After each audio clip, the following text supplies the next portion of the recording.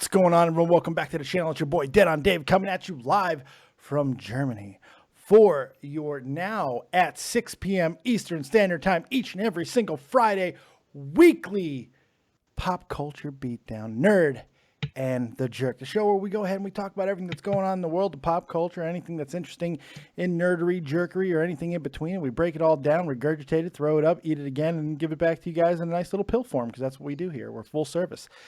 And I can't do it on my own. I wouldn't want to do it on my own. I can't do it on my own. So joining me, as always, is my good friend, my partner, my buddy, and a man who once supported an SJW because he thought it was a sandwich.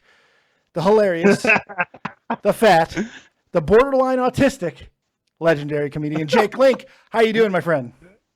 Borderline diabetic and borderline autistic. God bless America. God bless America. Each and every one of us. That's right. And no one else.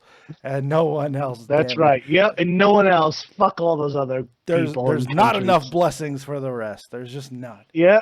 Nope. Pray to your own gods. Third world countries. I'm sorry, Dave. I know you're in Germany and I know you're a nice person, but go fuck yourself with our God blessings. I already did that. Even it's though like the second I chose not to live in Trump's fucking beautiful paradise, I decided to fuck myself. That's why I'm sitting kind of crooked tonight. It's crazy. Mm-hmm. So it's been quite a week. It's been quite a week. Oh, how things have changed since the last time we were all here together. Now the world is falling apart, Jake. So before we get into the main stuff of the show, how has your week, your life changed since we last congregated together? Which was your birthday, I believe. Yeah. Well, we went to Top Golf. You know, it's like golf. It's like a driving range, but you hit targets and shit. That's where we went with my in-laws and me, and just my wife. We all hit around some golf balls and stuff. Can you drink? And are you allowed to drink there? You could drink there, yeah. They like they're heated bays, and it's like outside, and like the waitresses and waiters combine. They bring you beer, food, the whole nine. So it's really awesome. It's the only way they're getting people to golf courses anymore is you got to have beer, and there has to be lights and games to make out of it. The only way it's working. Yeah, because fucking almost every other driving range closes around here. Well, because Tiger Woods failed us all. First he cheated on his wife, and then his golf game went to shit. We can accept the cheating, but it was the golf game that kind of killed everything else. Yeah. I always wonder. I'm like, he had back problems, but what was it? Is this a mental thing? Why his golf game went to shit? I think it was physical. Or is this Or is it? You think it's a physical thing? Yeah, I think it was physical because Tiger Woods was a guy who, in his prime, was hitting 10,000 balls a day. And then he had all the physical problems, and he simply couldn't maintain that practice anymore. He couldn't do it. 10,000 bitches in a day, too, right? I think it was all fucking around. That's what I think. I think that was the real key to success. He threw his back out. No, it's just once all that shit stopped, once the kibosh got put on all the fucking whores and everything, his body couldn't hold up to the rigors anymore. It couldn't hold up to the stress of golf because he didn't have... It was keeping him centered. Exactly. Exactly. Yeah. No, it was keeping him centered. Martin Brodeur fucking won a Stanley Cup in the middle of going through a fucking devastating divorce where he practically slept with his wife's... with his sister-in-law. Uncle Daddy. Yeah. And he won a Stanley Cup, and he won it, beautifully. Yeah. For some odd reason, you didn't see Melanie Brodeur. So that's one guy that could overcome adversity in his personal life. To be fair, Melanie Brodeur didn't fucking throw a goddamn hockey stick through an Escalade on Thanksgiving night. I mean, to be fair, we don't know what would have happened. Yeah. That was tragic. That was tragic. Don't mess with crazy Norwegian ladies. Yeah. Yeah. It's crazy. These are the type of jokes that exactly what the entire show is about. Jokes and being able to tell any type of jokes as long as there's proper context in it. Because I don't know if you guys know this or not. If you've been watching this show, you've heard this horse get beaten all week. But there is a war for context being fought right now, not only in the mainstream, but certainly on social media, in the White House, each and everywhere you look, there is shit going down. Even on the NBA courts, it's happening everywhere. So that's something that's kind of important to Jake and I. Jake being a comedian, me being a somewhat wannabe comedian and talking douche on the radio, well, YouTube radio, whatever the fuck I do. Free speech and all that shit is very important, and putting things in the proper context and proper place is of the utmost fucking importance. So we thought we would look at all the things that's happened in the past like week to 10 days, which surprisingly, there's been a lot that is kind of there's three big stories that kind of do have. One of them I know you guys would like how, but when you'll stand, this connection is absolute AIDS tonight, by the way. It's crazy, this connection that these three stories have. Yeah, I know. And there's also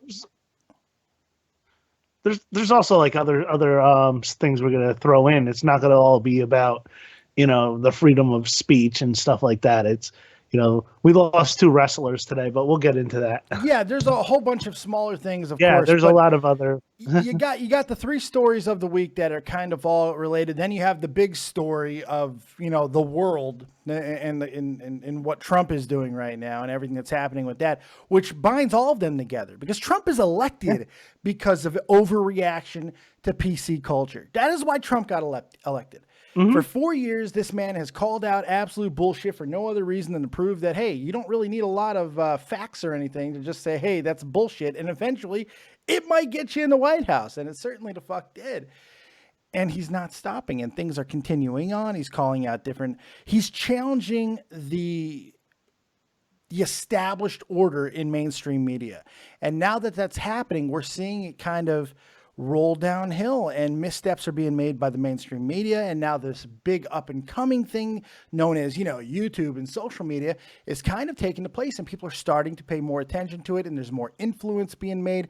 And of course, the big story of the weekend, I guess we can start here as it's a good place as any, considering I've talked about it quite a lot in the last 10 days or so.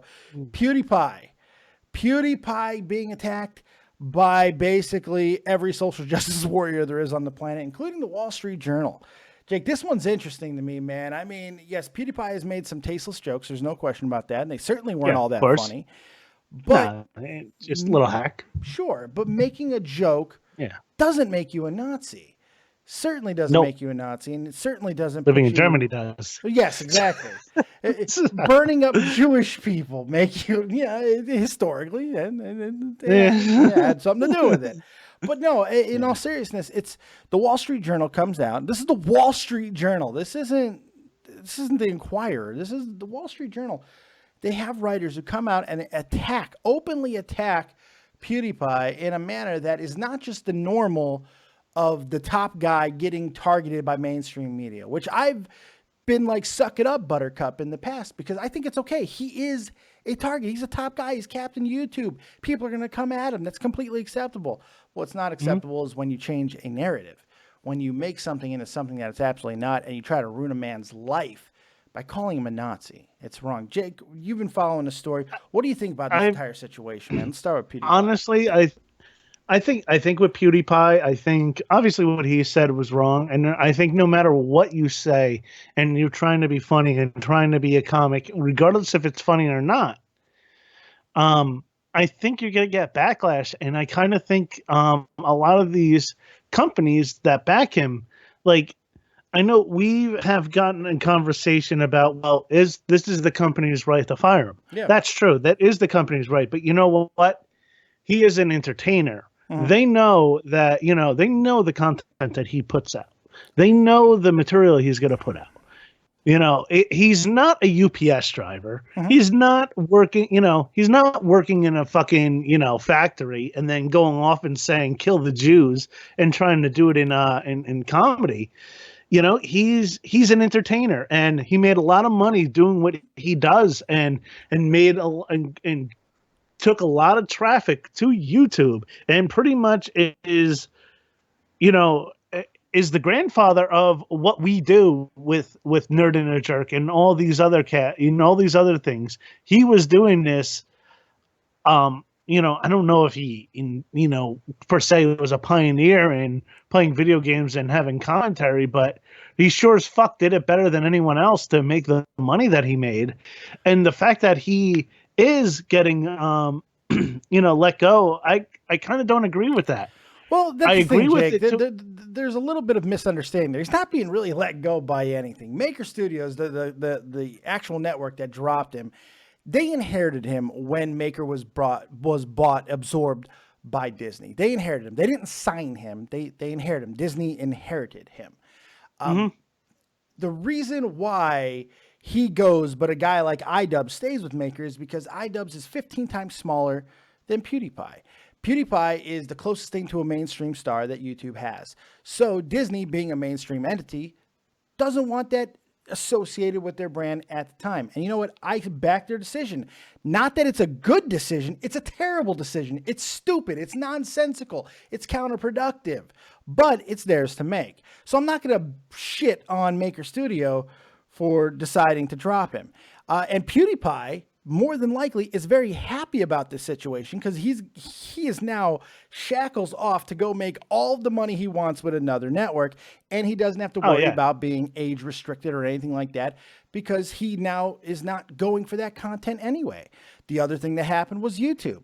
YouTube dropped him from preferred advertising, which is only targeted towards family-friendly content anyway, which he's no longer doing. So it didn't really affect him there either.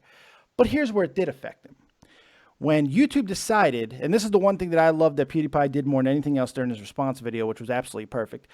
They decided to drop the second season of Scare PewDiePie. It's a show that's on YouTube Red. It's a pay-for-play product, and it's been in production for a while now, and the second season was well into production. It was getting ready to come out at a certain time. They canceled it. That's not just PewDiePie's operation. That was a whole full-scale production that had 100 people working on that show, including Robert Kirkman, believe it or not. Really? Huh. They're all out of a job. They're no longer working. It was like Key Grips, everybody, they're all out of a job. That's the biggest tragedy here with this situation, to me. PewDiePie is going to be okay. He knows it. Yeah. He's going to be perfectly fine. This could be the best thing that ever happened to him content-wise.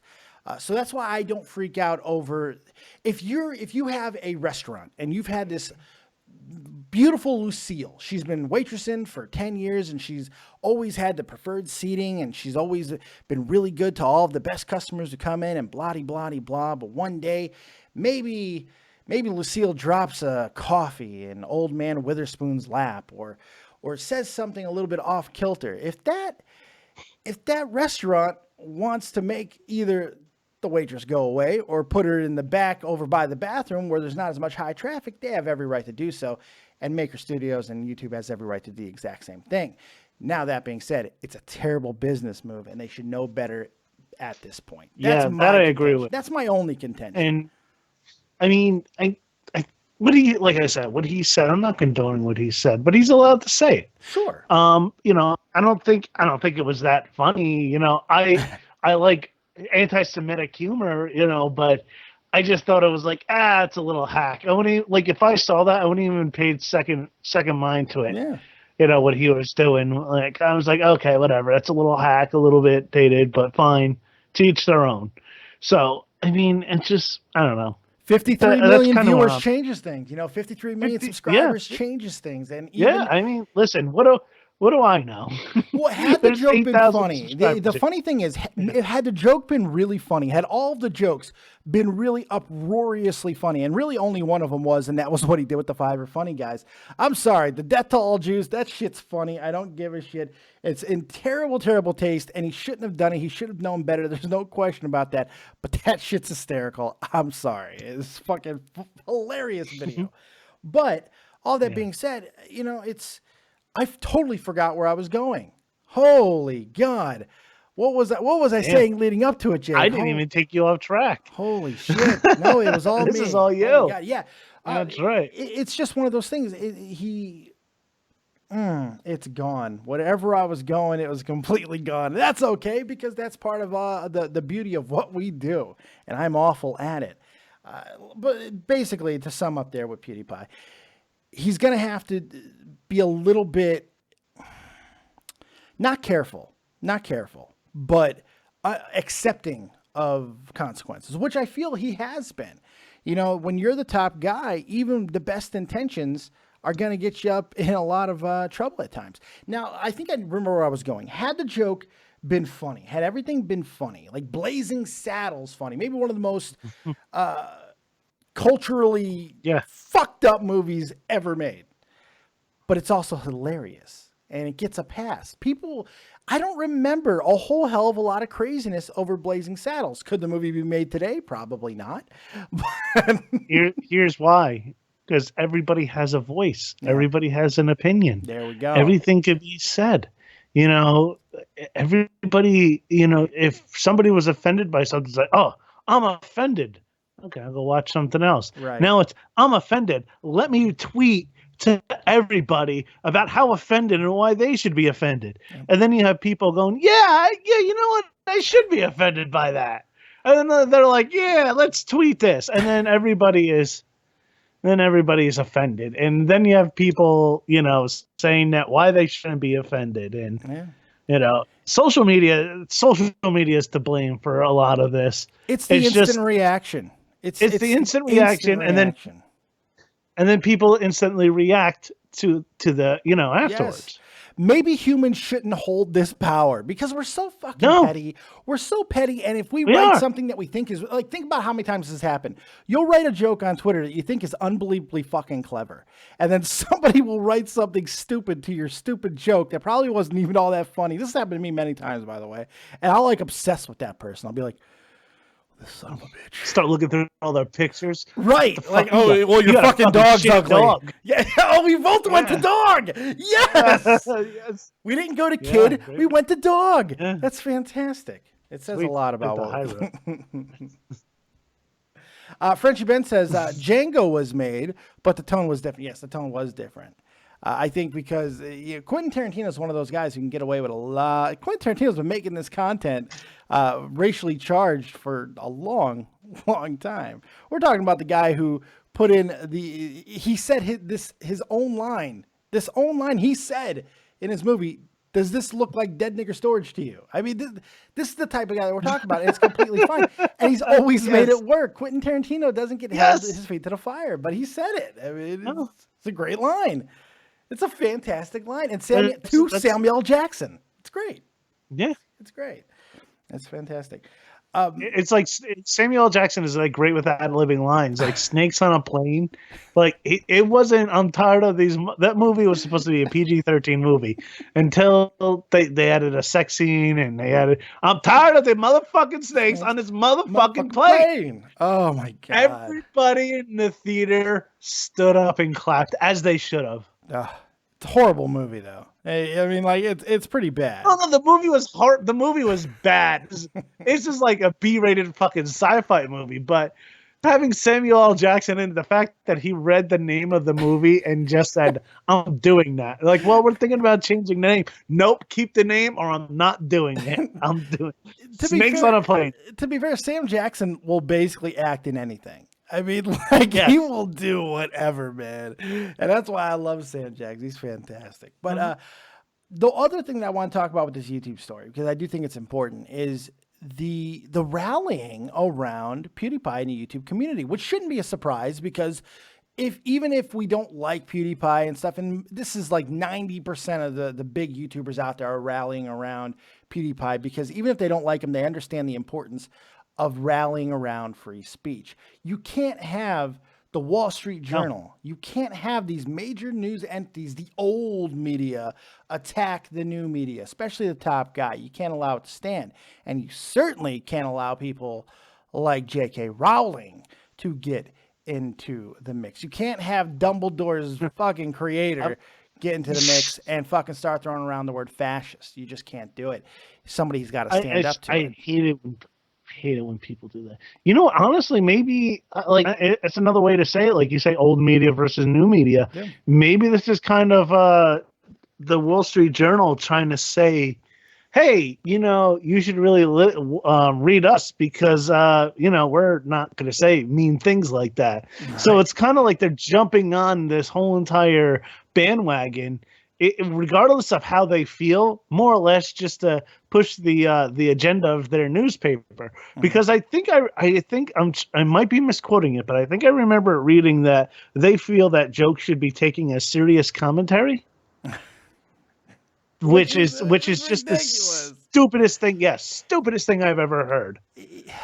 You know, there are times, and this goes into the next story a little bit, because there are times when comedians walk the line of trying to be taken seriously while trying to make jokes. George Carlin was one of the only guys that I can think of in the history of comedy who did it effortlessly and flawlessly, was able to make poignant points without making little voices or anything like that. He was just able to make points while still be funny and be taken seriously while also being dismissed almost instantly at the same time. Other comedians who were unbelievably great. I don't know if he could do it today. I don't think know he could. If he could do it. We're talking. I don't about know. I don't think he could. I think he could. In I his don't think prime, he can. was so good. He was so in his good prime. with I words. I'm not getting. I'm not. You know. I'm not saying. Obviously, I'm not saying Carlin's horrible, but I don't think he would. Here's why I think that he would, and here's why I think that he could. He's a fucking prophet. You go back to the things that he was saying in 1999, the things that he said 2 nights before 9/11, Jake, which that record has now been released. Finally, he said things 2 nights before 9/11, which ended up being fucking prophetic. Ended up being prophetic. The things that he has said in the 90s and in early 2000s ended up fucking happening. And when you are able to have that type of foresight, especially when you're calling out the type of bullshit in not only corporations, but government, religion, and all these things that are starting to come to pass, and people are starting to understand it and see the importance of these things. Could you imagine what he would be able to say about the fact that he might have been able to prevent Donald Trump from getting elected? Because maybe he would have been the exact wordsmith that was needed to kind of put everything in perspective. Now, I don't know if he would have been able to get Hillary Clinton elected, but Jesus Christ, if anybody could have put things in proper perspective, it would have been Carlin. You know, he's not even a political comic like a Lewis Black or Bill Maher, or, you know, and that's what I find funny. And he always talks about the other, you know, like about, you know, being anti-political and stuff like that. And he has a whole bit about not going to vote. Yeah. And you know, I just. He always worked politics in. He always worked the Constitution in. He always the red, white, and blue bullshit. He was so good at that. It was, he was. He really was. He's a brilliant writer. But I just think like I don't know if he would be perceived too well, because he would make fun of the PC culture. Yeah. He would say something about how the fact that all these kids, you know, somebody would get offended by it. And for you to say that, Steve Cody's a panty sniffer. It just popped up. But, you know, I get what you're saying, though, about maybe he wouldn't be able to do it. If he was just a fresh-eyed comedian with no previous history and he wasn't already George Carlin, maybe not. Maybe if, like, just some new hot comedian who had the exact same timing, voice, wordsmithing of George Carlin, maybe he would never get off the ground. But if George Carlin was just still alive and let's say 10, 15 years younger and still doing his act, but he was still George Carlin and he had this buildup, he was still the guy, he was Mr. Conductor, he was on Playboy's Penthouse, he was still that guy, I think he would be able to continue to do what he did because that's what he did.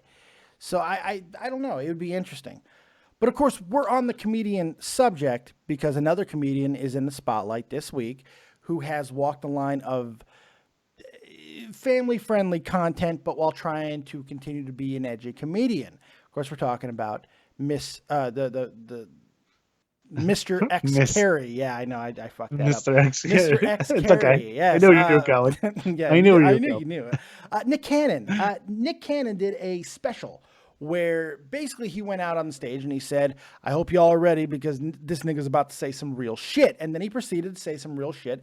And in fact, during the course of the comedic special, talked about how NBC would not like the things that he was saying. Well, shockingly, NBC didn't like what he said, didn't like much of what he said at all. In fact, it got to Nick Cannon that NBC was going to take some type of action, maybe potentially going far as even firing him, but that was never confirmed. Just some type of punishment. When Nick Cannon found this out, he decided to say, fuck that, I'm not being censored, I'm out, and he quit America's Got Talent. Now, Jake and I have actually gone back and forth on this because we disagree on this. So, Jake, I'll let you go ahead and tell everybody what you think about this entire situation, and then we'll kind of go back and forth on it for a moment. It goes back to the PewDiePie thing. I think they know because Nick Cannon does an abundance of TV shows. Abundance. I can't even like. He does Wildin' Out. He does the one show where like with his personal assistant. Who's the boss? It's something boss or something. Yeah, he does a lot of stuff, many. Yeah. He does a lot of projects. So maybe now he'll have some time to sleep. But with being said, he's never been squeaky clean. He's not Dave Coulier. He's not, he's never been. So it's like America's Got Talent, who took a flyer on Howard Stern. Yeah.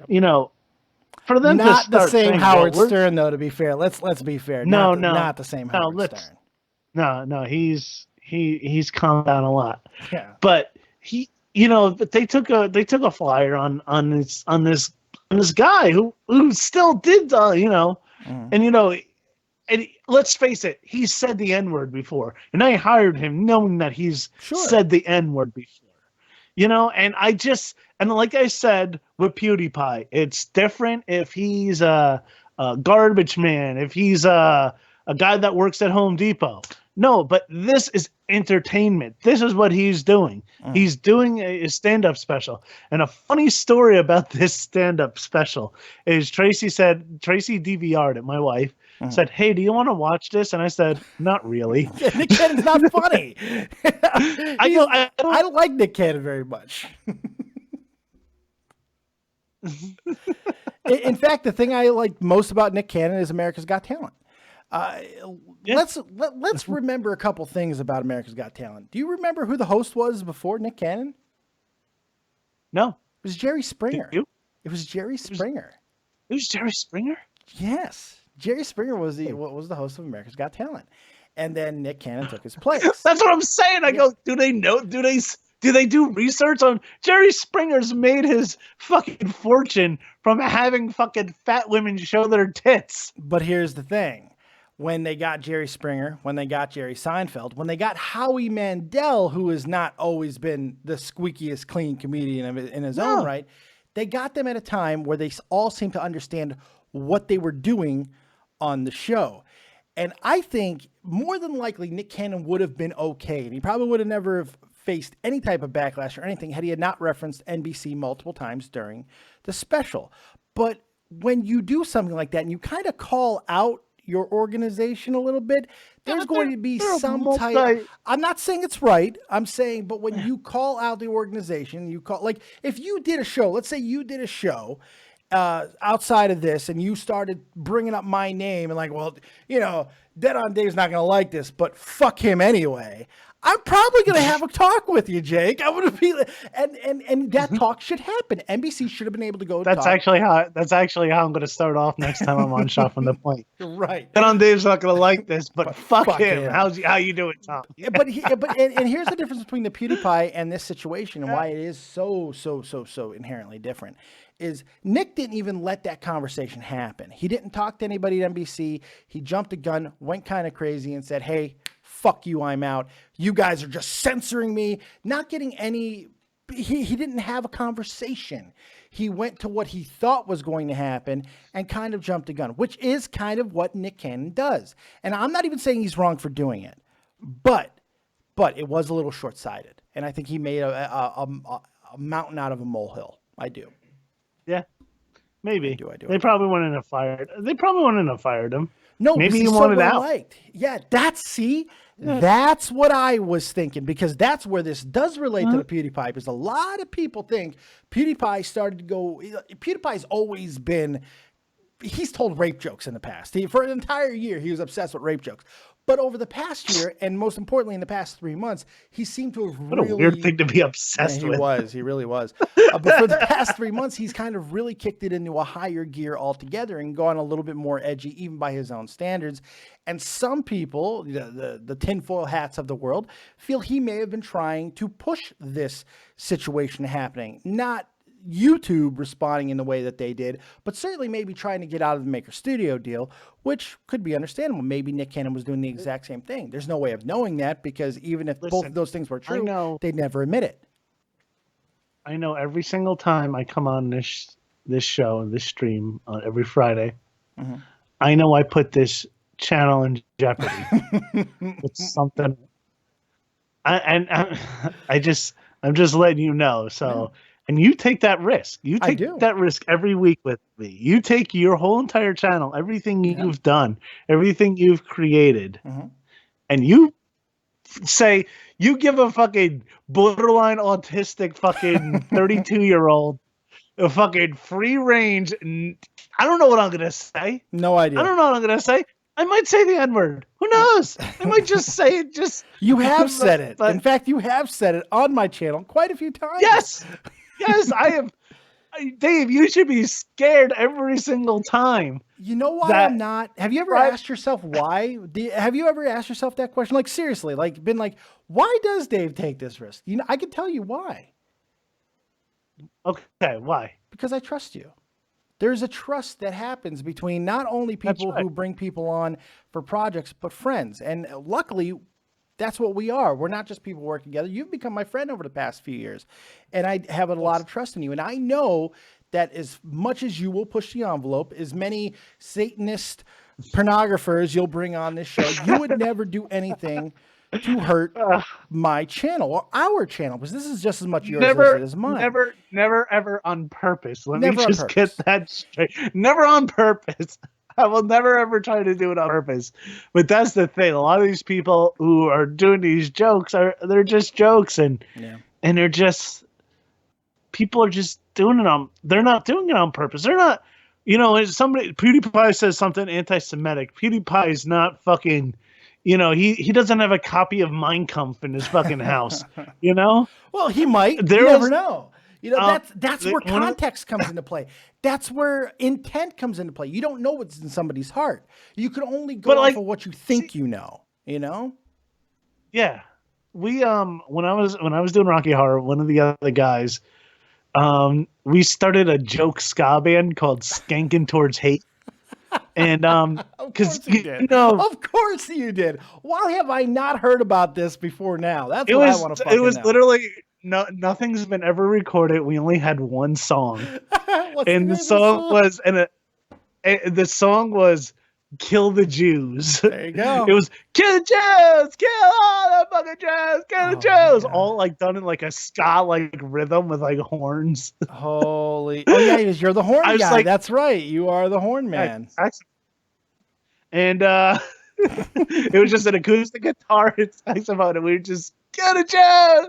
It was just like, but it was just like in his basement. We were fucking around with it because I thought it would be so funny to have a ska band that just had so much hate. Like a fucking like Screwdriver or like those fucking Nazi punk bands, but you got fucked up.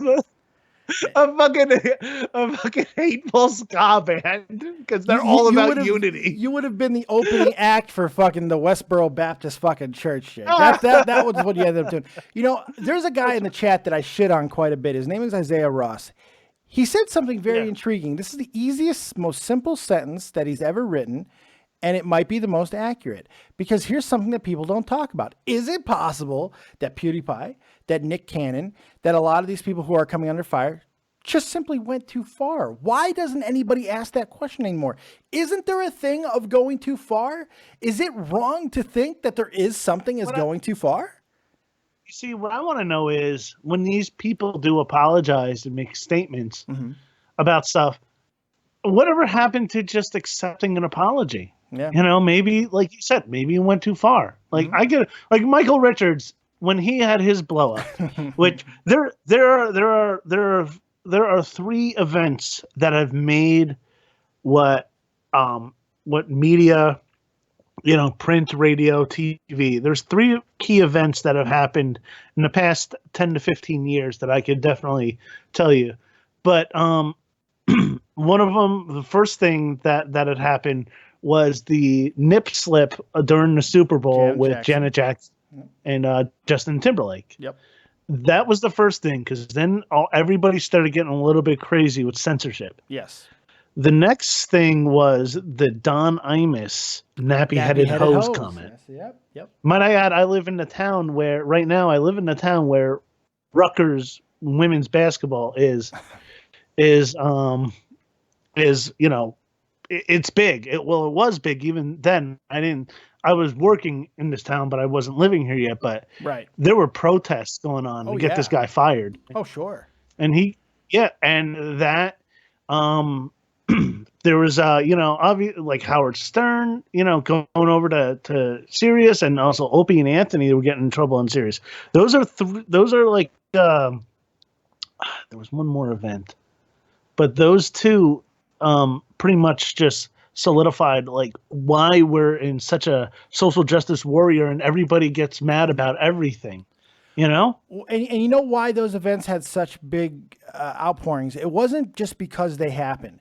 Had Janet Jackson's nipple slip at just a random concert or at a bar mitzvah or something like that, nobody would have gave a shit. Yeah. But it happened at the Super Bowl.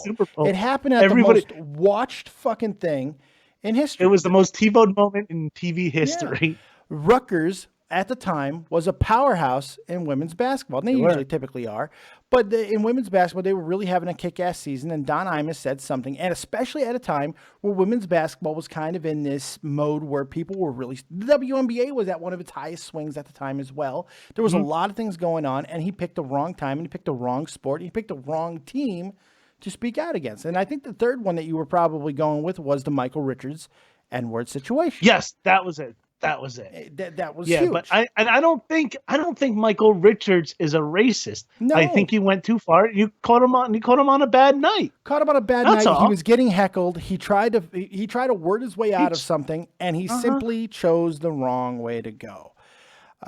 Michael Richards, that of all of them, of those three, that's the one that's the most interesting because it got so much traction, but it happened at a comedy club, a small comedy club. But why did it happen? Because he was Kramer. He was part of one of the biggest television shows in the history of TV. Now, granted, it was already after Seinfeld was over, I believe. But they were actually releasing a DVD box set. I'm sure that you're right. They were, and like I think Jerry Seinfeld was on like Letterman or something, and they were talking about it. And then like Michael Richards came on and said, "I'm sorry," and the whole thing, and then they said, "Oh, buy the box set." It was like the fridge and everything. It was great. It's so funny because this all comes down to subjectivity. This all comes down to perception and interpretation, which is they're all dangerous things because you're hearing it right now. Two people that agree on comedy in a very, very, very almost every single situation you will see have a slight disagreement over the interpretation of what is acceptable based off our personal subjective taste, and that's it. But you don't see us attacking each other over it or anything like that. You don't see me calling Dave a big fat asshole. No, but I am. I mean, I would accept that because it's mainly true. I'm okay with that. But you brought up something else interesting. You said something else really interesting when you talked about the apology. Here's the thing. Should comedians apologize? And if so, when? Certainly the Michael Richards thing's warranted an apology because that was a heated conversation that he got into with some fan people. But Nick Cannon? Maybe not. PewDiePie? No, I don't think PewDiePie should have apologized. I don't think he should have apologized at all. Maybe you should say, I went a little far, comedy. I don't even think you need to do that. What else? I don't even think you need to do that. He's not being affected. He's not being touched. In fact, this entire situation is actually helping him gain more subs. How the fuck do you go up from 53 million subscribers? You get attacked by the Wall Street Journal and they paint you in a false narrative. You don't need to go out and make an apology. But he did slightly. It's the whole Trump thing over again. It is. It really is. And guess who's leading that charge of not apologizing? It is Donald Trump. For good, bad, or indifferent. I think it's not even American. Right. It's great. Donald Trump is flying off the handle most of the time and barely using. He's loose with facts. Let's be friendly, generous, and say Donald Trump is kind of loose with factual things. But the reason why people continue to support him, and I know not everybody is, and a good chunk of people are not at the time, at least half the country, obviously. But the reason why the people who do support him is because they don't give a shit about his political ideology. They give a fuck that he is calling out the status quo of old, outdated journalism and media. That's what they care. People are tired of fucking shit like the Milo situation in Berkeley. Milo Yiannopoulos. Yeah, I wasn't even going to try the fucking last name, Jake. But people are tired of seeing Berkeley almost get burned the fuck down because some assholes didn't want a gay British Jew, give a speech. It's unbelievable. A gay British Greek Jew. It's unbelievable. It's fucking unreal, shit. man. It's unbelievable. It really is. It's unconscionable. Like I said yesterday when you were playing, I go, wouldn't that be hysterical if he just turned around? It's like, well, they just didn't want a gay guy at their school. Yeah. No, that's true. The Master Mahan says, was Mel Gibson taken out of context for making a joke? I thought it was just an asshole. That's not the same thing. He wasn't making a joke. Mel Gibson isn't a comedian. Mel Gibson was drunk. He got pulled over and fucking went on a goddamn fucking tirade against all Jews. I think I'm gonna get drunk and get pulled over and just talk about the fucking Indians, not like the Native Americans. Like, I'm gonna talk about like people from India. Like, why would it be pulling me over if there was goddamn curry coming out of my car? Right. Look, not all of these situations are created equal. There are certain cases, and that would have been one of them, Jake. You would have been on top flight news there for just being an asshole. And some people are just assholes. Fucking PewDiePie? I think PewDiePie is a good fucking human being. I don't think he's a bad borderline guy. autistic radio YouTube star says anti-Indian word. You know what would have been great about that headline? Of how much they would have had to put in quotations. Borderline autistic radio star comedian. Everything would have been added in quotations. It would have been fantastic. The ironic detachment of it would have been just amazing. I'm a walking enigma. You are. I think that was part of your wedding vows that Tracy actually recited, if I remember. I think I've seen the tape. The walking enigma. I don't know. I have a video today because I got a new garbage can, and it's one of the ones that you hit with your foot. And I had a video of it talking today on Big Facebook. fucking surprise you tried to turn it into a puppet. Big fucking surprise you tried to turn it into a puppet. Now we need to get another garbage can because I want to put googly eyes on it. I'm surprised you didn't try to get it to sing the fucking time warp, Jake. I mean, or try to stop a puck and do the splits and a fucking goddamn scorpion save. Because it's hockey, it's fucking Rocky Horror, or it's ventriloquism, or it doesn't exist. Yes, it doesn't. Yeah. You really must think that's my whole life. You must think I bring puppets to work. You tried to make a trash can into a puppet, Jake. I believe that you've tried to sneak that sandwich puppet to work a few times. If not to make him talk, but maybe fucking eat him in a pinch. Okay? Yes, I believe that. You know what? I believe it. You know what? I have bought my puppets to work before. Yes. I knew you did. I didn't need that confirmation. I have. My one boss, except the who I am. How many times have you tried to take a jump to the left? I'm just wondering. I bet it's happened quite a few times. I don't like Rocky Horror that much. Like, I was on the cast and stuff, but I was like, the movie's shitty. Yeah, I like the movie. I recently rewatched that. I'll talk about that at another time. But there is one more story that we wanted to talk about in relation to all these other things. And Jake, being in New Jersey, certainly has a little bit of a connection, because I'm sure, like any red-blooded New Jerseyan, he hates the fucking Knicks. So when news this week, what's that? I'm just not a big basketball fan. I think I've expressed that before on the show. Yes, because I feel that the game's just too predictable.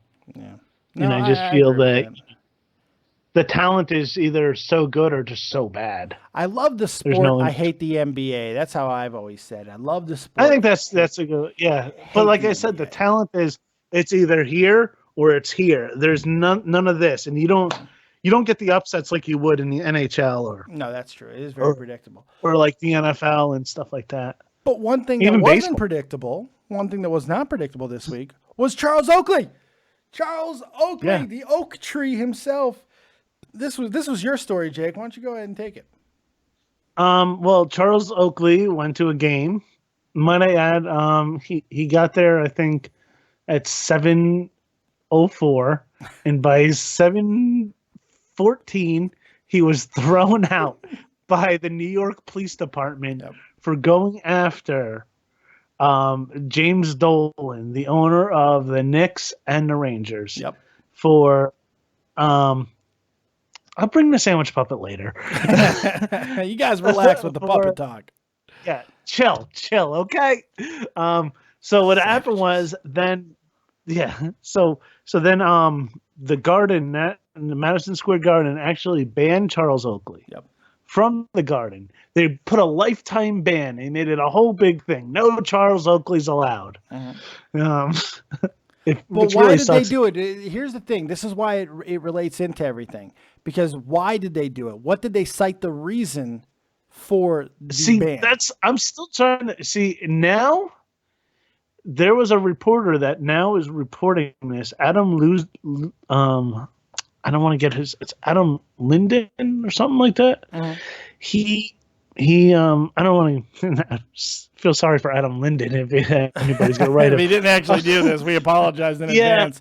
No, there was a reporter who actually said that this is a racism thing, and that James Dolan, who is a white man, is sticking it to the black man. And whoever all this wrote stuff. That's an idiot, because that had nothing to do with it. They cited the reason the reason that was cited at the beginning was they were claiming that Charles Oakley was piss fucking drunk.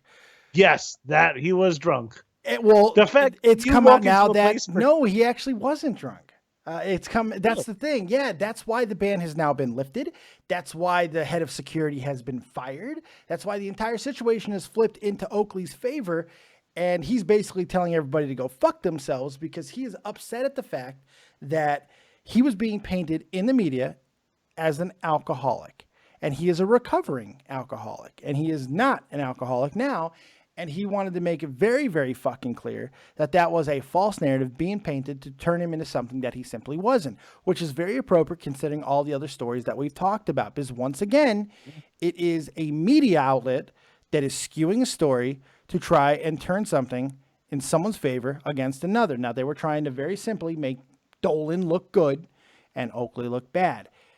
And it turned out to blow up right in their fucking faces. And I love when these things happen. It's an interesting situation. And now Oakley they're said, saying Charles Oakley is coming out saying that Dolan is no better than the fucking guy over in the Clippers' old owner. Fucking Sterling. Yeah, Sterling. They're comparing him. I'm like, Sterling had some real hate in his heart. Yeah, and and the fact that Isaiah Thomas, who's like one of Dolan's your interconnection is absolute AIDS tonight, by the way. I've confirmed it's not mine. It is your connection. It is absolute fucking AIDS. But it's okay. Yeah, you're cutting out. Yeah. I don't know why. I have nothing else running. My wife's not even here, so none of her stuff's running. Can you hear me? Yeah, I can hear you barely. You're really garbled and broken up. But the connection's fine as far as what's going to YouTube, so it's not this end, but that's completely okay. I'm just okay. The reason why I put that out is because what you're saying is important, and I wanted that to be heard. So I'll make fun of you for a couple seconds till the signal comes back, like I just did. Now it's good, so you can continue on where you were going. All right, where was I at? I have no idea. I was depending on you. No, it has become a racial situation, and I think that's where you were saying. It is because Oakley. And I feel like everything. Yeah, I feel like Oakley's saying that he's the same as Sterling, and Sterling pretty much said, "I don't care you," to his side bitch. I don't care. You could fuck him for all I care. Just don't have that N-word in my house. Don't bring him to the games. Don't bring him. Yeah, don't bring him to the game. Yeah. and all that stuff. Look, it's pretty crazy. But I actually was talking about Magic Johnson. And yes, talking about fucking it, Magic Johnson of all. The only way you should be fucking Magic Johnson, I'm going to quote Jim Norton, is jerking him off with oven mitts. He's clean now, God damn it. Money cures AIDS. Yeah. HIV, excuse me. HIV. You know why Sterling really said it? Because Magic wasn't a Clipper. He was a Laker. it wasn't racist. It was just I don't want them kind coming into my place. It was by them kind, he meant Laker. It wasn't talking about the black skin color. It was the purple and gold. Yeah. Well, Kobe Bryant was probably just, you know what I was going to say? I almost said something really fucking offensive. I almost made a Kobe rape joke, man. And that ship is long fucking sailed. That's right. I don't want Kareem Abdul-Jabbar for obvious reasons. Muslims. oh my God. Nicely done. So all these stories have just tied in together in a wonderful way. And people might be asking, well, this isn't the same there in the jerk that we always get as far as, talking about the stupidest things of stupid. Well, that's because this is important. It's important because without the ability to be able to make the jokes that we typically make, and the jokes, Jake just said that Kareem Abdul-Jabbar was going to fucking jihad us all, for Christ's fucking sake. But that's why this is important. He was a pilot, though. Yeah. And he didn't. Yes, he was. Jesus Christ. Oh, man. But that's why this is important. Having these type of conversations every now and then is actually really important, because people need to be understanding of the fact that free speech needs to be protected. And not all free speech is consequence free. It's all about the situation that happens, man. It's how you react to it. It's how people, when the important thing is when the lines get stepped on completely fucking over by big media outlets, you need to be able to know that people are on your side. And that's what's happening right now with the PewDiePie situation. It's happening with Charles Oakley. It's like this. I really, really feel that though I completely disagree with everything that they say, I feel the Ku Klux Klan has every right to do what they do. Sure. Just as much as the Black Lives Matter movement, Westboro just as Baptist, much as they all have the Westboro right Baptist Church. Yep. They all have the right to say those things, even if I don't agree with them. Yeah. Because you know what? Somebody out, in the second that you censor one of those people, it's all done. All done. Because with free speech, it's real simple. It comes down to one phrase. Either everything's okay or none of it's okay. And it's plain and simple. Now, that doesn't mean that things can't be fucking checked and balanced. We have laws for a reason. Obviously, you can't just go and lie on people and make up shit and do crazy things like that. There are laws that protect you. Obviously, also, when you enter a contractual agreement with a corporation, entity, person, whatever the case may be, and you say things that are different from the mindset of that corporation, entity, or person, well, you might get fired. You might get replaced. Hell, we've seen it in our own group, Jake. We've seen it in our own fucking team. There's two people not on the team anymore. Yes. The situation happened with myself, Tommy C, and Kenny, that fucking piece of shit. We're talking about that. I mean, because I think it's important. I think it's important because it's so into this exact situation. Tommy NC 2010. His situation is well documented.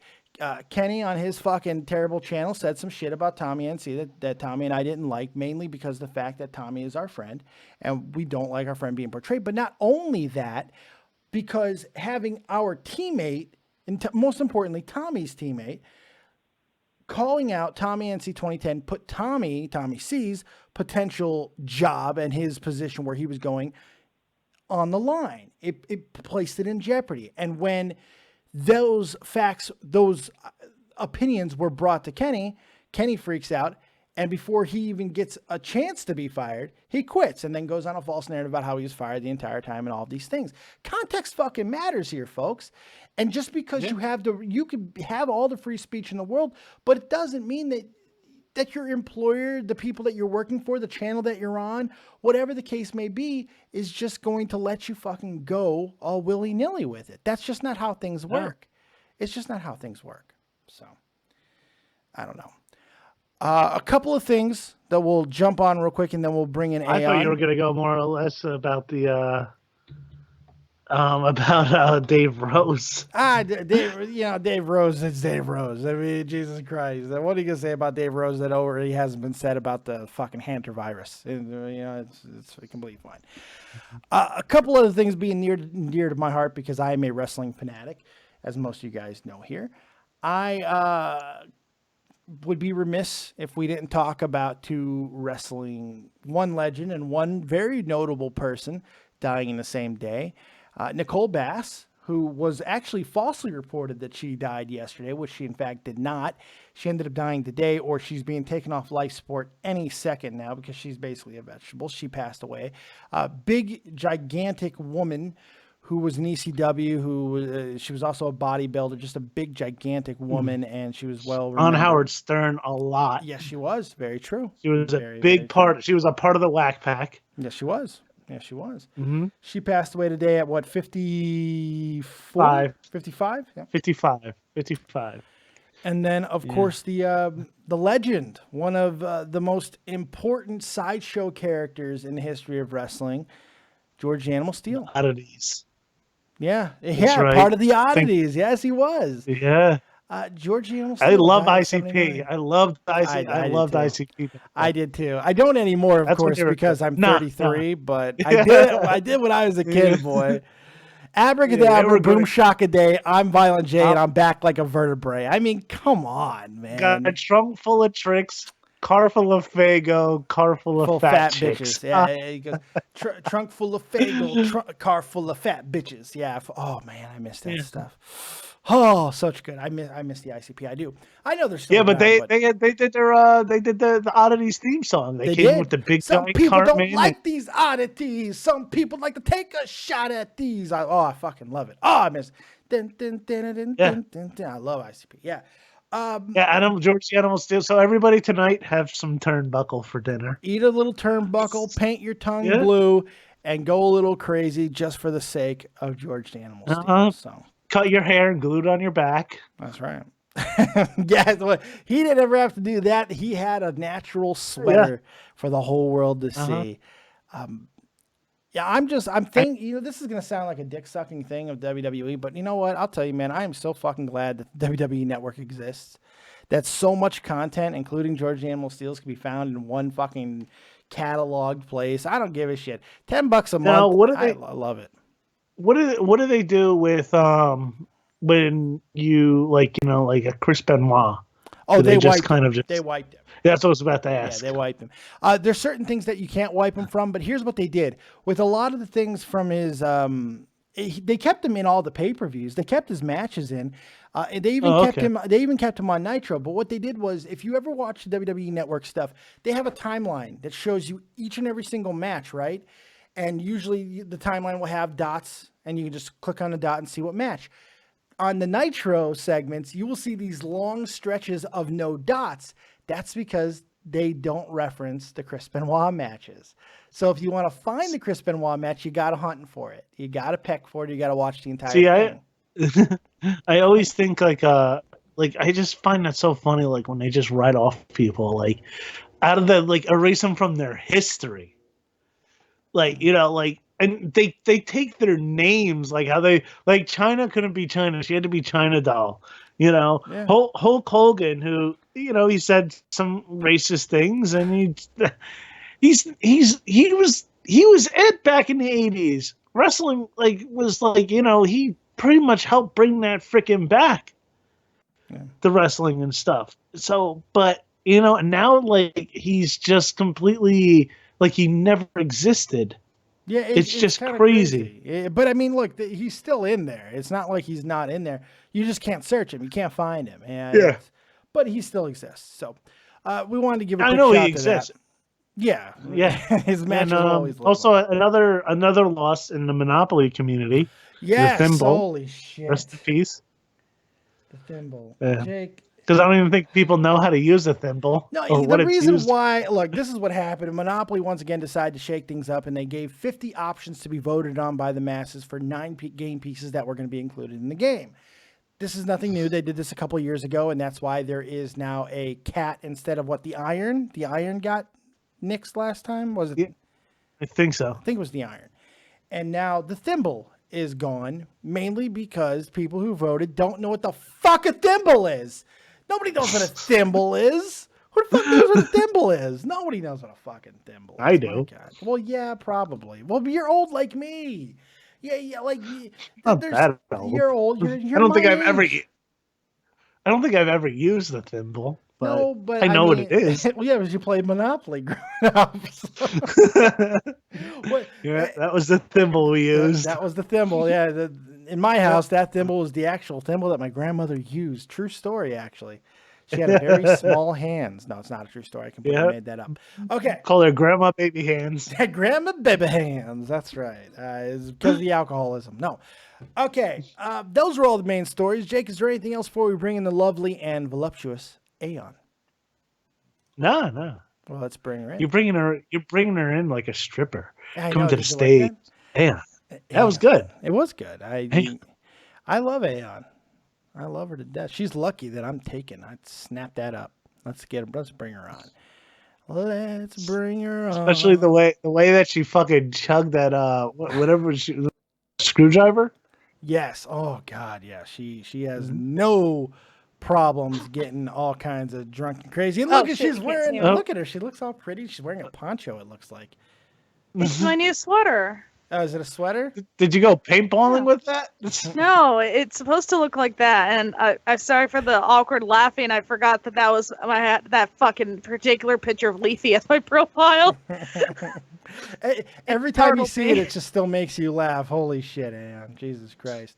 I changed it. It's not the last one where he was like holding something. It's like him just going like, eh. All Leafy memes are the same to me. They're all the fucking same. Fell down. Jake's pants just fell down. I saw part of it. It looked like I saw part of your butt. Jake's fat. Oh, those pants are always in that position. I guarantee you. Oh, there's Yes. Yes. No. I got up. I just got up for this. That's all I got up for was for this. Just for you. And you should be excited. That's only the 7th time all day that Jake has gotten up. So yeah, I got like a whole mom from What's Eating Gilbert Grape thing going on. Love that movie. Mama, wake up, mama. Mama, wake up, mama. This top-notch quality entertainment.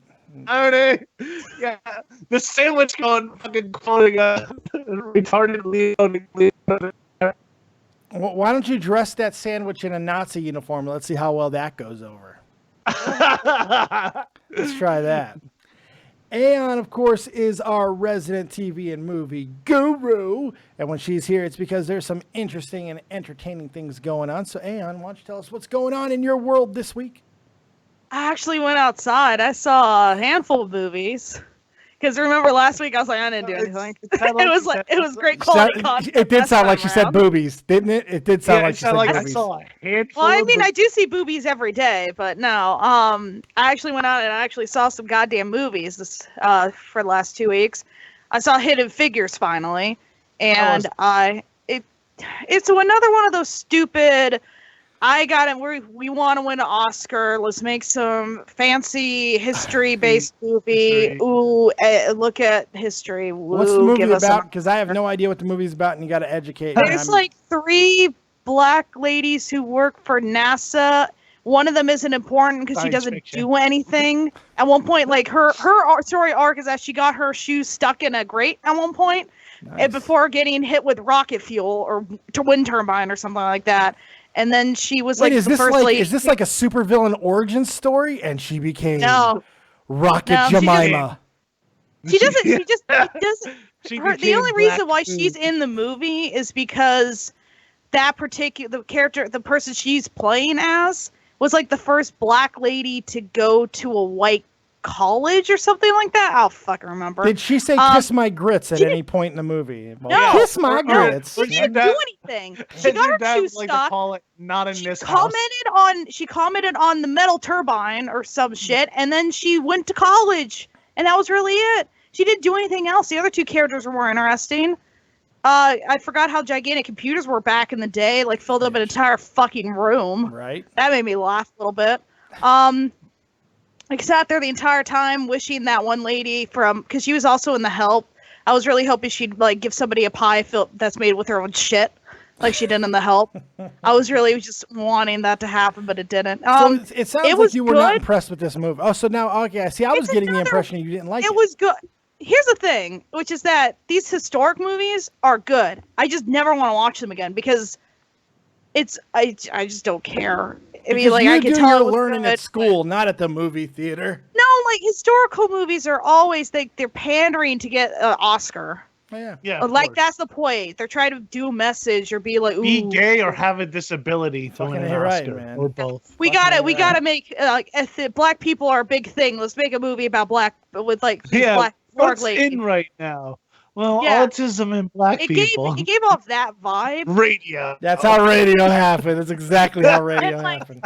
In general, I'm not a big fan of movies based off of historical events. I've only had one historical event movie that I've ever seen that I liked enough to buy it, and that was Lincoln.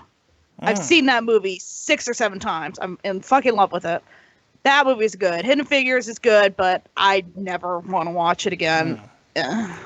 Man, that's there's a lot of good Yeah. historical movies that have like historical like significance to it, but you know, I mean, Yeah. whatever. Yeah, you're It's a just weirdo. like, I get fuck you. I mean, it's true, but yeah.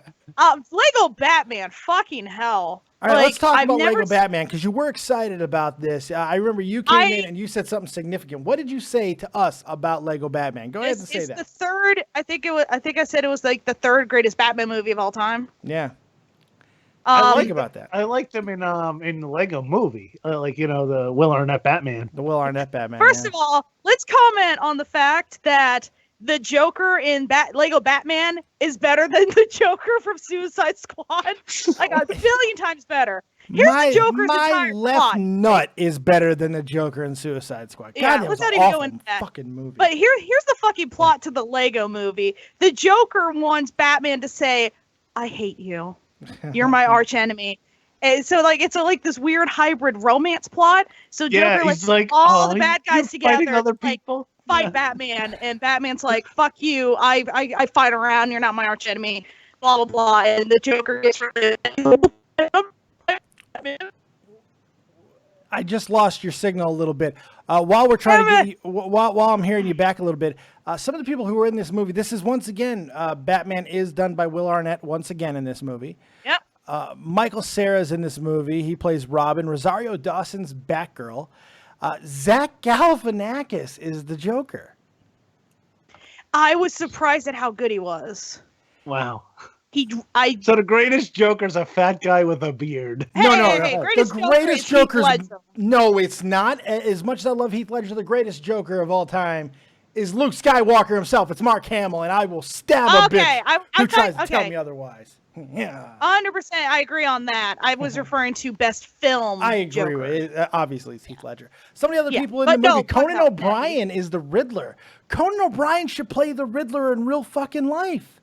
He should be Yes. like he would be perfect. He should be the only Riddler. He'd No, be- you I think was about really it. sad that like there was like some of the villains weren't in there a whole lot because obviously like the entire movie was like a weird romance plot between Joker and Batman to where Batman can't admit his feelings that he hates the Joker and the Joker knows that he hates him and he wants Batman Which to is tell him, hysterical. "I hate you. Yeah. You are my arch enemy. You're my equal," like that sort of thing.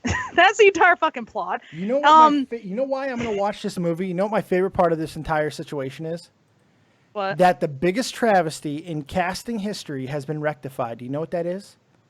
What is it? Billy D. Williams is finally playing Two-Face. It fucking happened. Yeah. He was Harvey Dent in the fucking original, in Batman Returns, I believe, not the original Batman Returns, and he never got to play Two-Face. Never got to play it, and now Billy D. Williams is Yeah. finally playing. When I saw the Two-Face. credits, I kind of lost a little bit when I saw the credits because I was That's like, awesome. was that the guy? Was that the guy who was supposed to be Two-Face? It was. It was. Oh, and then the Batman and Robin's relationship and like their story arc in the movie is probably the best story arc I've seen of Batman and Robin ever. Really, Damn. It was really good. Damn. It was weird. I know it was like a parody of Batman. It obviously was just like a big fucking parody of Batman and filmmaking, but it was so weird how good they did like the romance plot between Joker and Batman, parodying it, and the relationship between Robin and Batman's feelings of I can't be a parent because I didn't have any parents. Without giving away too much of the fucking movie, I mean, Jesus Christ, I've seen cliff notes that are less fucking in depth. You can see like that's basically all you can get it from the fucking trailer. What did you think of the movie as far as rating? Where would you put it as? What do you rate it on movies that you've seen this year? How high on the list? Oh fuck! I don't even remember what other movies I've seen this year. Oh yeah, probably one of my. I would say probably the top 3 because I can't remember the other movies I've seen this year so far. Did you see anything else this week? I saw Moana, the fucking new Disney princess movie. Moana, yeah. My daughter I heard good things. My daughter's watching it. So is my wife. They love this movie. My daughter is absolutely in love with Moana. I'm glad because The Rock's in it, so my daughter's liking more wrestling content, and that makes me happy. I actually fell asleep in my chair watching it. Really? Now this movie's getting a lot of love, man. A lot of people seem to enjoy it. Like the mute. The parts I was awake for were really good, but at some point I just passed out. When I woke up, there was a psychedelic crab on the screen. I'm like, okay.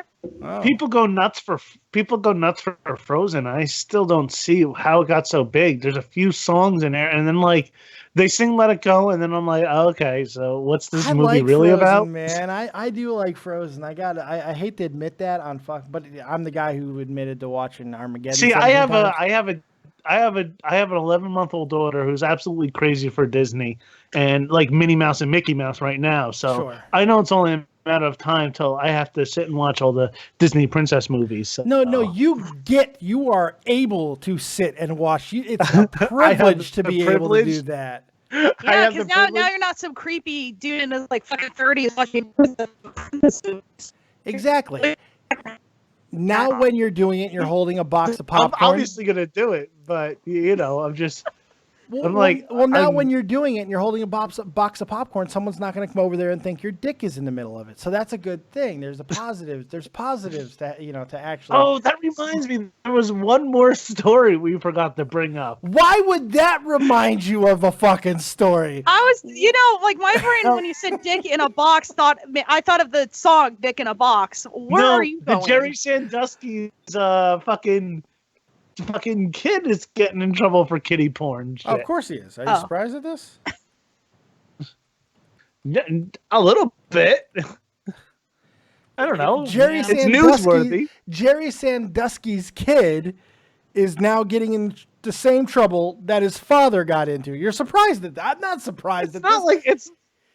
I mean, he was probably touched. Yeah. He was probably touched by his fucking father. I mean, Jesus, that shouldn't be 2 + 2 sometimes doesn't equal 17, Jake. It equals fucking 4. Makes sense. I know. But sometimes it's just like you learn, like, hey, maybe I shouldn't do that. Dad got in a lot of trouble. Or sometimes you try to learn from the mistakes of the guy who got arrested before you. Well, this is how he got caught. I'm not getting caught the same way. You see, I'll just watch it on the computer. Nobody's ever gotten in trouble for watching kiddie. Oh, wait, Jared Fogle. Exactly. Oh, no. Peru Razoo says it's actually Sandusky's stepson. See, I didn't know anything about this story. That's his adopted son. Oh, well, shit, even more so. Fucking, yeah. Well, if anything's wrong with the story, they can just blame the birth parents. It's not the adopted parents' fault. It's whoever fucked this kid up to begin with, really. And what else did you see this week? You got anything else before? I actually do. I had a question for you guys because I am not familiar with the Archie comics. You guys read them, right? Well, yeah, when I was a kid. I mean, not a whole hell of a lot, but I'm familiar. Jughead. Yeah, I know about him. Was Jughead your impression of Jughead in like the book, in like the comics? Was he considered like a philosophically bent heartthrob who was once the best friend of Archie but isn't anymore? I wouldn't say philosophically bent. Jughead was the fucking moron, wasn't he? No, not in this. Not in Riverdale, the new TV show based off the comics. He's a heartthrob, loner, hipster. He's a fucking hipster. It's driving me crazy. God, Cole Sprouse is cute though. Cole Sprouse is adorable though, so I forgive him for that. But it's not even cool to be a hipster. No, like the plot of Riverdale is Jason Blossom gets murdered.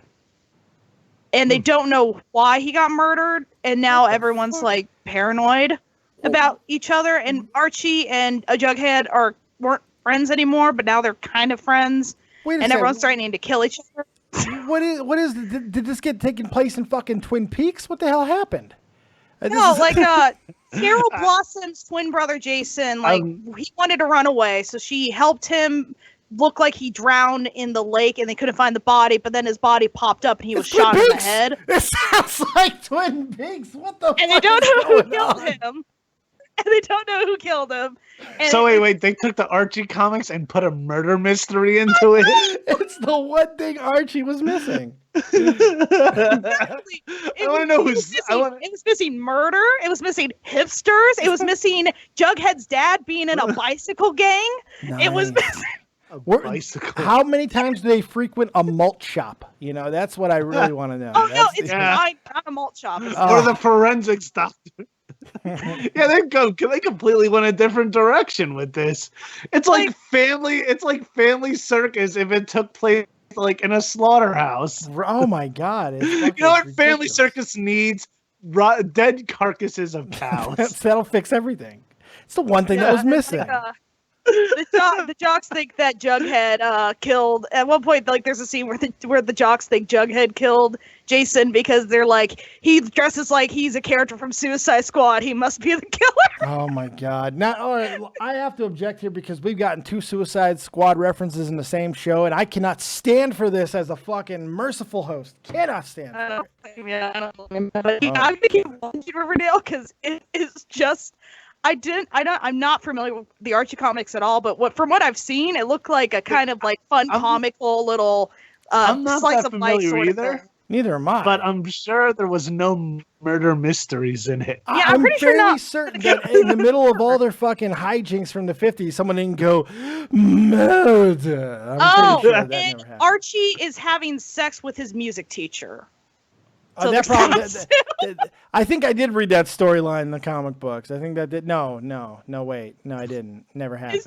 It's just I'm weird. saying, is this Dawson's Creek? Right? I don't know. I don't see like Twin Peaks vibes. I was just either going like, is this Twin Peaks? Because there's a murder mystery. Holy God. So at least I know what show to avoid. This sounds like it's a little bit out there. I'm watching it because it's just the most absurd thing I've seen in quite a while. Have you been watching Always Sunny? I have been watching Always Sunny. I need to start watching this show, man. I need to start watching Always Sunny. You don't watch it at all? I've never watched it. I've never seen 2 seconds start from of it. season 2. Season 1 you can just skip it. Season 2, start from season 2 because Danny DeVito. I have OCD. I cannot start at season 2. Physically. All right. I mean, season 1 was funny, but season 2, like that's what kicked off. Man. Season 2, when they got Danny DeVito, it really did come. Like the show was good, but they needed star power to keep it going. Danny DeVito popped up, and then it just got even better. Well, I mean, Danny DeVito added to anything. Biggest scumbag. He's the biggest scumbag in the history. They're all scumbags. When doesn't Danny DeVito make something work? I mean, like honestly, he made fucking Twins work. It just the most retarded plot line in the history of fucking cinema. I'm talking in a cinema world where M. Night Shyamalan makes fucking movies. Twins might be the stupidest plot line ever. Shut the fuck up about that, because Split was good. that plot line know, was brilliant. Split. Junior had the dumb plot line. Junior Arnold had a dumb- Schwarzenegger pregnant. Hey, it's that's Split was good, but I don't want to give away too much about Split. But I just thought, I gotta like, see you know, Split. a certain Split. certain parts were a little bit out there, but it was an M. Night Shyamalan movie, so I had to like take that into context. I Thought like gotta the watch it. plot and the guy that played the guy with the multiple personalities, I thought he was fantastic. James McAvery? Is it Mac Avery Yeah. or McAvery? Or, God, who are you talking about? The guy who played? You're talking about the guy who was He's in the new X-Men. Charles Xavier. Oh, the new Charles McAvoy, James Xavier. McAvoy. McAvoy, Yeah. thank you. He I always was think it's fantastic. McAvery, He though. was really good, and like I Yeah. didn't know, like at the end of it, like, you know, they set it up for like probably a trailer. I mean, not a trailer, it's a sequel. It's a trailer. It's a trilogy. I mean, that's not even It's a- really a spoiler. This is the sequel to Unbreakable with Bruce whoa. Willis and Samuel L. Jackson. What is Split is? Yeah, it's a sequel to Unbreakable. Did you? That's the plot. That's the twist. Spoilers. Woo. Everyone knows that. I though now. haven't fucking. Golden- I didn't know any of this. I haven't seen it. I've been Okay. waiting for a. Are you serious? Did you? I'm about to. Do you understand? That's like my favorite Shyamalan movie. Is fucking Unbreakable. That's a I know. great fucking flick. And you I just, that's never watched. the This is the best only M. Night Shyamalan movie I've watched. I can't But believe you just everyone fucking did that knows to the me, twist Aeon. at this I point. can't believe It's been you out did for that. months. I avoided it. I had no idea. Oh. Han Solo dies too in the end. Oh, All right, my guys, God. this was Aeon's last episode of Are you Nerd serious? Is it really? fine. It's a sequel to fucking Unbreakable. They're connected. No, I lied. That's fucking amazing. And now it's ruined for me forever, Aeon. But no, now you can watch it. Now you could just be waiting for it. Oh my god. Oh, I'm very I upset right don't now. know but it's whether all you're right. really happy or really upset. I'm a little bit both. I'm very upset, but at the same time, I'm so happy that this exists. But I already know about it, so I'm conflicted. I'm having a hard time. It's difficult for me, but that's okay. I'll get over it because I wanted to say. I mean, it came out in September originally, and then it got released in January. I don't see shit. I'm crippled. I don't go to movie theaters. I can't. I know. Fuck. I'm crippled. I'm just a Crippled. piece of shit. Yeah, it's all right. I still love you. I think I'm dying inside because I'm not watching anything. I still haven't seen Rogue One. I haven't either. I'm not watching anything. I'm not catching up on any of the shows. I am like 6, 7, 8 I saw episodes. The Founder. I'm not watching anything. I'm not The watching. Founder was I'm really. barely watching anything. The only show I'm like About the, consistently stalking is Speechless. I'm not watching that.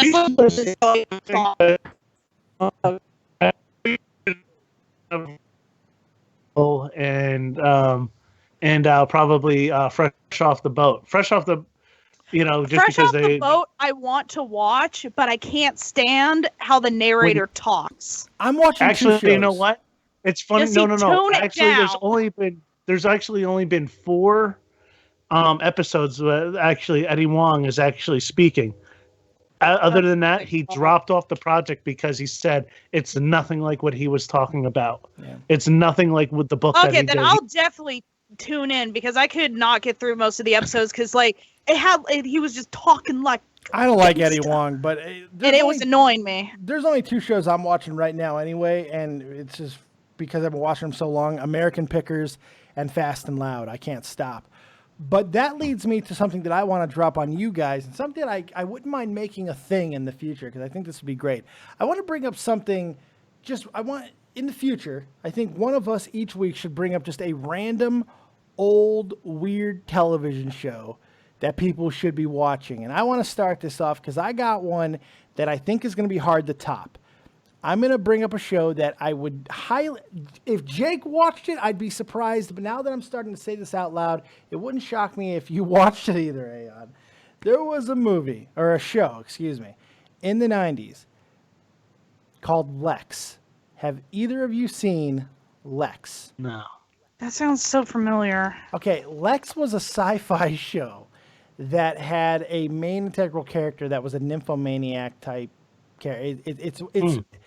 It's one of the most bizarre but brilliantly fucking made shows, and it's so poorly made that it's amazing. If there's anything that you're going to watch this week, just for ironic sake only, if you want to be a hipster, go watch Lex, and you will thank me for it. I guarantee it. Yeah, I've never seen it. I bookmarked the name of it. The show. I have time. I'll watch it. The show I'm gonna bring up just because like it just like literally had to go into my brain and just pull out a random show that I think people should watch, and that is the show Reaper. Oh yes, Reaper. Yeah. Reaper's a show that people that only got 2 seasons. It had a great cast. Unfortunately, 2 seasons. Oh. Unfortunately, and it ended on such a fucking cliffhanger. It still irritates me to this day. Arguably one of the greatest portrayals of the devil in anything. Oh my god! He's in the guy that plays the devil. He's in Fresh Off the Boat. Ray Wise. He is I love that man's phenomenal. voice. One of the greatest portrayals of the devil I've ever seen in anything. That show is fucking brilliant. The fat guy with the beard who plays Sock. He's great in almost everything. Awesome he had another shortly lived show with Jason Biggs, the pie fucker from American Pie, and he was like the second Darlene from Roseanne. The second Darlene. It was on Fox, and it lasted like 3 episodes, right? No, it lasted like an entire season, but it was really, really good. It was so good. And this guy always playing the side. He was in Tucker and Dale's Battle Evil or some shit, that movie from a few years ago. He's really good, but he'll never become anything for some reason. But he's really good. He's not a leading man. No. Reaper's great. Yeah. Reaper's great. Oh my god, Reaper was amazing. Reaper's great. Freaks and Geeks. Those are 2 that I'm going to bring up right now that you should go back and watch. Yeah, those are great ones. Those are great ones. All right, kids. You got anything that we've missed? Anything? Hey, I didn't get to suggest a TV show. Well, Jake wasn't supposed to either. I said in the future. I said next week I want you guys to start throwing. Go ahead, throw one out, Aeon. You got one? Go ahead. You better have one. Big Wolf on Campus. Okay. Well, why would I know you'd pick something like that? TV show about a werewolf in high school. Merton is the best character ever. You can only find it on YouTube though. They don't ever had a DVD release of it, which pisses me off because I want it on DVD. But whatever. Merton, Dipple's list. If we're talking werewolf in high school, if we're not talking about Michael J. Fox fucking Teen Wolf, then I don't want to hear about it. I don't want nobody. That's Teen Wolf movie has nothing on Big Wolf on Campus. You're so fucking fired. It's not like you were pretty fired. Oh, by the way, I just want to show the new Michael J. Fox was great, but the show was amazing. Jake, put that cup back on screen because that thing is beautiful. Look at this thing. The Nerd and the Jerk cup. That's a limited edition, one off, and it's Jake's, and it's fucking wonderful. I believe your wonderful wife made that for you. Look at that thing. That is gorgeous. Yes, you got it from. You got garbled up, so no one was able to hear where she got it from. So go ahead and say it again. Cafe Press. Cafe Press. Cafe Press. Okay, great stuff. So yeah, I think there you have it. I think that anything that we missed, any final stories, either you want to bring up anything else that you guys want to talk about, now's the time. I want to go to bed, so let's fucking hit it up. Yeah, I gotta eat dinner. No, I'm good. I'm good. Jake's It was great working with you guys. It was great working with you guys. So fun. So fun. Thanks for the opportunity. Yeah, you're welcome. We wish you well in your future. We could never replace you, even if we wanted to, Aeon. I'll take all your idiosyncrasies. I love you to death for it. I honestly thought you knew what the twist was because everyone knows. No, I had no idea. I really tried to avoid it, man. And now that I know that it's it's a backdoor sequel to fucking Unbreakable, just a fantastic movie. Oh, now I got to see it even more. I'm gonna have to watch it. That's all right. I'm gonna have to watch Unbreakable. When's the twist, though? When's the twist? The twist in Unbreakable is like if you're a big comic book reader, you'll know the twist almost instantly. But it's so well done. It's so well done. Unbreakable. Gee, that's the best M. Night Shyamalan movie. Is that when they're saying at the end when they're saying, "What's that story about the guy in the wheelchair"? Is that when they're saying that? Yeah. Hey, Jay. Yeah. I was about to say like, don't. You already gave it out. He's like, you're saying to me, don't say anything else. In the movie, though, the twist happens, so shut the fuck up, Jake. Wait. Give the man some surprise. Samuel Jackson. Good night, everyone. Samuel Jackson character. Oh, man. All right. Fuck. I can't do it no more. Thank you guys very much for joining us right here on Nerd and the Jerk. Hopefully you've had a great time. Make sure you check out my fucking awful and soon to be fired fucking co-host, comedian, and autistic almost Jake fucking Link. You can find him on Twitter at Jake Link Comedy. And of course, the one and only fucking Lurking Aeon at Lurking Aeon on the Twitters. Make sure you go harass them endlessly. And I hope you guys enjoyed the show very much. This was a fun one. You can't fire us. You can't fire me. I'm covered under the I Americans have with two Disabilities full Act. glasses, man. You know what? Based off her glasses and outfit and the things that you say on a daily basis, I think you're both covered by the American Disabilities Act. Now get the fuck up out of here. Thank you guys very much. We'll see you next time. Go be nerdy. Go be jerky. We'll see you next time. Keep it copious, folks. And remember, as always, if you don't have talent, have talented friends. Not these two, but others. No. Other friends. See you guys later. Bye. Take it easy, and peace. That's the wrong outro. Let's try that one. There we go. Peace.